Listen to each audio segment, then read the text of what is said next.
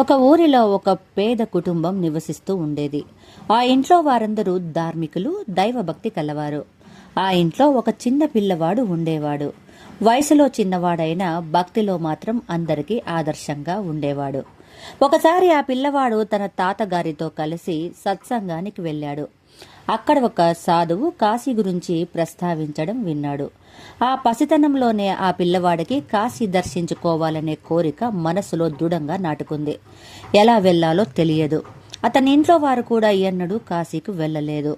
తను అందరినీ కాశీ గురించి అడుగుతూ ఉండేవాడు. ఇలా ఉండగా ఒకరోజు పెద్ద వర్షం పడుతుండగా ఒక పిడుగు పాటు తగిలి తన ఇంట్లోని వారంతా కాలగతి చెందారు. అప్పుడు తన ఇంట్లో లేకపోవడం వలన తానొక్కడే బతికాడు.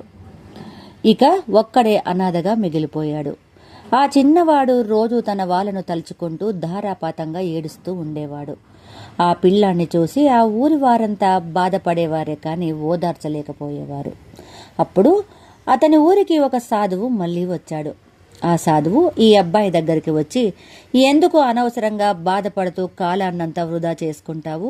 ఏ బంధము శాశ్వతం కాదు నాయనా.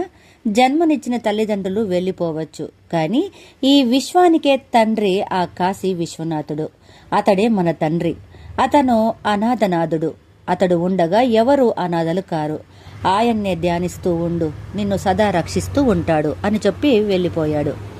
ఆ సాధువు మాటలతో సేద తీరి తన దుఃఖాన్ని మరచి మళ్లీ కాశీ విశ్వేశ్వరునిపై తన దృష్టి నిలిపాడు పిల్లవాడు. ఒక గుడిసె కట్టుకుని కాశీ విశ్వనాథుడే తన తల్లి తండ్రి అని వాళ్ళ దగ్గరికి వెళ్లడమే జీవిత ధ్యేయమని నమ్మి ఎంతో శ్రమించసాగాడు. చదువు లేదు, ఏ పని చేత కాదు. ఇది వరకు పని చేసిన అనుభవం కూడా లేకపోవడం వల్ల ఒక చోట ఒక చిన్న పనిలో చేరాడు. తను కాశీకి వెళ్ళలేదు కనుక కాశీని దర్శించుకొని వచ్చిన వారిని కాశీ గురించి అడిగేవాడు. కాశీకి వెళ్ళడానికి ఎంత ఖర్చు అవుతుందో తెలుసుకొని తన సంపాదనలో కాస్త దాచాలని నిర్ణయించుకున్నాడు. రోజు 3 పూటలా భోంచేయడానికి కూడా తన సంపాదన సరిపోయేది కాదు. అయినా తను వాటిలోనే సగం దాచి కాశీకి చేరాలని నిర్ణయించుకున్నాడు. అక్కడి విశ్వనాథుడిని, విశాలాక్షి అమ్మవారిని, అన్నపూర్ణాదేవిని, డుండి గణపతిని, కాళభైరవ స్వామిని తన మనస్సులోనే ఊహించుకుంటూ ప్రతిరోజు స్నానం చేసేప్పుడు గంగమ్మలో స్నానం చేసే భాగ్యం ఎప్పుడు కలుగుతుందో అనుకుంటూ, అన్నం తినేప్పుడు అన్నపూర్ణమ్మ చేతి వంట తినే మహాభాగ్యం ఎప్పుడు కలుగుతుందో అనుకుంటూ నిరంతరం కాశీ ఆలోచనలతోనే గడుపుతుండేవాడు. ఇలా 20 సంవత్సరాలు ఎంతో కష్టపడి పొదుపు చేసి దాచుకున్న డబ్బులతో రేపే కాశీకి వెళదాము అనుకొని ఆనందంతో నిద్రపోయాడు. రాత్రికి రాత్రే అతని ఇంట్లో ఒక దొంగ తను దాచుకున్న డబ్బు దోచుకుని పోయాడు. ఉదయం లేచి కాశీయాత్రకు బయలుదేరుదాం అనుకుంటుండగా తను దాచుకున్న డబ్బు కనిపించలేదు. వేసిన గొళ్ళెం వేసినట్టే ఉంది, డబ్బు ఎలా పోయిందో అనుకుంటూ గుడిసంతా ప్రతి అంగుళం వెతికాడు, కానీ డబ్బు కనిపించలేదు. అతని బాధకు అంతే లేదు. తన ఆశలన్నీ అడియాశలయ్యాయని, శరీరంతో విశ్వేశ్వరుణ్ణి కలవలేను కనుక చనిపోయి అయినా విశ్వేశ్వరుణ్ణి కలవాలని అనుకున్నాడు. వెంటనే వెళ్లి ఒక బావిలో దూకాడు. మునిగిపోతూ స్పృహ కోల్పోయాడు. తనకు స్పృహ వచ్చేసరికి ఒక గట్టు మీద ఒక ఆవిడ ఒడిలో పడుకొని ఉన్నాడు. ఆవిడ ఎవరో తెలియదు, ఎక్కడ ఉన్నాడో తెలియదు. ఆవిడ అతన్ని ఒక చోటుకు తీసుకుని వెళ్ళింది. అక్కడ ఒక అతను ధ్యానంలో కూర్చొని ఉన్నాడు. అప్పుడే ధ్యానం ముగిసి కళ్ళు తెరిచి ఆ కుర్రవాణ్ణి చూశాడు. తను ఒళ్లంతా భస్మం రాసుకొని జుట్టంతా ఎర్రగా ఉంది. జడలు కట్టిన జుట్టుతో ఉన్న అతన్ని చూస్తే ఆ కుర్రవాడికి తెలియని భక్తి భావం కలిగింది. స్వామి, మీరెవరు అని అడగాలనుకున్నాడు, కానీ కాసేపు తదేక దృష్టితో చూస్తుండగా ఇతని హృదయంలో అనిర్వచనీయమైన ఆనందం కలిగింది. మనస్సు నెమ్మదించి స్వస్థత పొందింది. కళ్ళు మూతలు పడుతూ ధ్యానవస్తుడయ్యాడు. అలా ఎంతసేపు ధ్యానంలో ఉండిపోయాడో కూడా తెలియదు. నిదానంగా ధ్యానం నుండి బాహ్య స్మృతిలోకి రాగానే ఆ సాధువును గుర్తుపట్టాడు. తను చిన్నప్పుడు ఇంట్లో వారి గురించి బాధపడుతుండగా తన మనస్సును మార్చి విశ్వనాథుని వైపుకు త్రిప్పింది ఈ సాధువే అని జ్ఞాపకానికి వచ్చింది. 20 ఏళ్ల క్రితం చూసిన ఆ సాధువును మళ్లీ కలిసినందుకు పట్టరాని ఆనందం కలిగి, ఎవరి ప్రేరణ వలన తన మనస్సు భగవంతుని వైపు తిరిగిందో, ఎవరిని దర్శిస్తుండడం వలన మనస్సు ప్రశాంతత పొందుతోందో ఆయన్ని మళ్లీ చూడగలిగాను.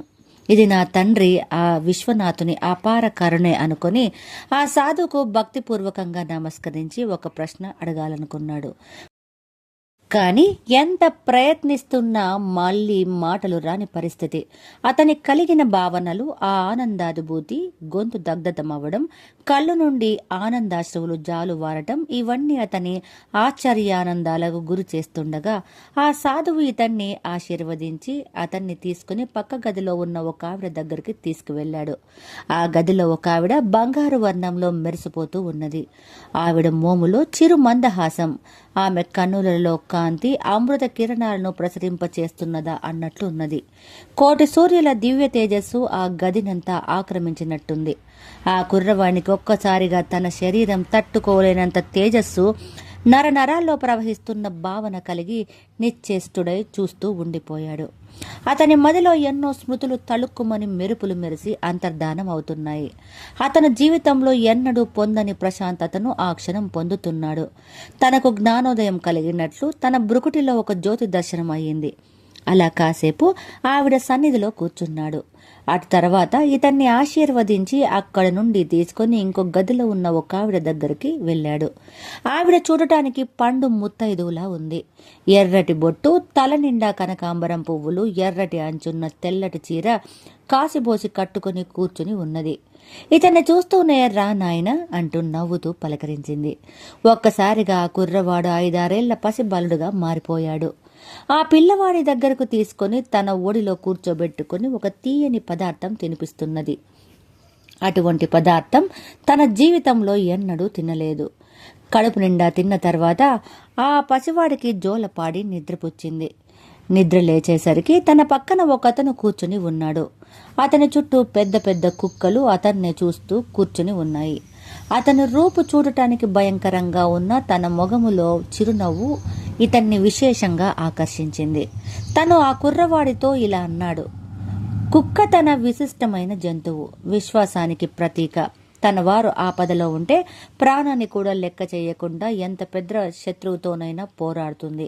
అటువంటి జీవికి ఆహారం పెడితే శత్రు బాధలుండవు అని చెప్పాడు. తర్వాత అతన్ని తీసుకొని ఒక చిన్న గున్న ఏను దగ్గరికి వెళ్ళాడు. ఆ ఏనుగు ఇతన్ని చూస్తూనే ఆనందంతో గెంతుతూ దాని తొండంతో తన మీద కూర్చొండబెట్టుకొని ఆ నగరమంతా ఉత్సాహంగా తిరిగింది. ఆ నగరాన్ని అతను ఇంతకు ముందు ఎన్నడూ చూడలేదు. కానీ అణువు నా పవిత్రతతో భాసిస్తోంది. ఎంత చూసినా తనివి తిరగటం లేదు. అలా తిరిగి ఇద్దరు ఆ పెద్ద ఆవిడ దగ్గరికి తిరిగి చేరుకున్నారు. ఆవిడ దగ్గరికి కడుపు నింపి సేద తీర్చింది. మళ్ళీ తనకు మంచి నిద్ర పట్టేసింది. అప్పుడు అతనికి ఒక కళ వచ్చింది. ఆ కళలో తను చూసిన వారంతా మళ్ళీ కనిపించారు. ఆ సాధువుతో అతనితో, నువ్వు నన్ను ఏదో అడగాలనుకుంటున్నావు కదా, ఏమిటో ఇప్పుడు అడుగు అన్నాడు. ఆ కుర్రవాడు, స్వామి, చిన్నప్పుడు మా ఊరిలో నా దుఃఖాన్ని పోగొట్టి విశ్వనాథుని వైపు నా మనస్సు త్రిప్పిన ఆ సాధువు మీరే. మీ వల్లనే నేను ప్రేరణ పొంది సర్వేంద్రియములు నా తండ్రి వైపు నిలపగలిగాను. మిమ్మల్ని మళ్ళీ ఇన్ని సంవత్సరాలకు కలవడం ఎంతో ఆనందంగా ఉంది. ఇక్కడ నాకు కలుగుతున్న అనుభూతులను మాటల్లో వర్ణించలేను. నేను చూస్తున్నదంతా కళ నిజమా అనే సంభ్రమాశ్చర్యాలకు గురవుతున్నాను. కానీ నా సందేహాలివి. నేనెక్కడ ఉన్నాను, ఇక్కడికి ఎలా వచ్చాను, మీరంతా ఎవరు అని ప్రశ్నించాడు. ఎందుచేత నన్ను ఇంతలా ఆదరిస్తున్నారు? మీ అందరి ఆదరణ పొందటానికి నేను చేసుకున్న పుణ్యమేమిటి అని అడిగాడు. అప్పుడు ఆ సాధువు ఇలా చెప్పాడు. నిన్ను బావిలో మునిగిపోతుండగా కాపాడిన ఆవిడే గంగ. నువ్వు ఇన్నేళ్లు చూడాలని పరితపించిన ఆ కాశీ విశ్వనాథుడిని నేనే. బంగారు వర్ణంతో మెరిసిపోతున్న ఆవిడే విశాలాక్షిదేవి. నీకు కడుపు నిండా అన్నం పెట్టిన పెద్ద ముత్తైదువ అన్నపూర్ణాదేవి. కుక్కలను ఆడిస్తూ కనిపించిన అతనే కాలభైరవుడు. నిన్ను తన మీద కూర్చుండబెట్టుకుని తిరిగిన గున్న ఏనుగే మా డుండి గణపతి. నువ్వు చూసిన నగరమే ఇన్నేళ్లు నువ్వు కలలు కన్న పరమ పవిత్ర కాశీనగరం అని వివరించి, ఇప్పుడు నీ కోరిక నెరవేరిందా అని అడిగాడు. అతనికి మిక్కిలి ఆనందం కలిగి ఆనందాశ్రవులతో స్వామివారి పాదాల మీద వ్రాలి స్తుతించి మళ్ళీ ఇలా ప్రశ్నించాడు. తండ్రి, నాకు చిన్నప్పుడు కనిపించి దిశానిర్దేశం చేసి కాశీని చేరుకొని ఇక్కడ కొలువై ఉన్న నిన్ను సేవించమని చెప్పావు. నీ ఆజ్ఞను శిరోధార్యంగా భావించి కష్ట సుఖాలను లక్ష్య పెట్టక ఇన్ని సంవత్సరాలు ఎన్ని కష్టాలు ఎదురైనా నీ నామస్మరణ వీడలేదు. అయినా నేను కాశీకి అనుకున్న విధంగా ఎందుకు రాలేకపోయాను అన్నాడు. అప్పుడు స్వామి ఇలా అన్నారు. నాయనా, అంతకంటే ముందు నీ పూర్వజన్మ వృత్తాంతం తెలుసుకోవాలి. నీవు పూర్వజన్మలో ప్రస్తుతం నువ్వు పనిచేస్తున్న జమీందారి ఇంట్లోనే 2 తరాలకు ముందు జన్మించావు. నీవు ఎంత సంపద ఉన్నప్పటికీ దాన ధర్మాలు చేసి ఎరగవు. పరమల్లోభివి. ధనమందు నీకు మిక్కిలి పేరాశ ఉండేది. నీ దగ్గర పని చేస్తున్న వారికి సమయానికి జీతం ఇచ్చేవాడివి కూడా కాదు. ఇలా నీకు 80 సంవత్సరాలు వచ్చేంత వరకు ధనమందు ఆశ పోలేదు. అప్పుడు మీ ఊరికి ఒక యోగి వచ్చాడు. నీ అదృష్టవశాత్తు నువ్వు ఆయన సత్సంగానికి వెళ్ళావు.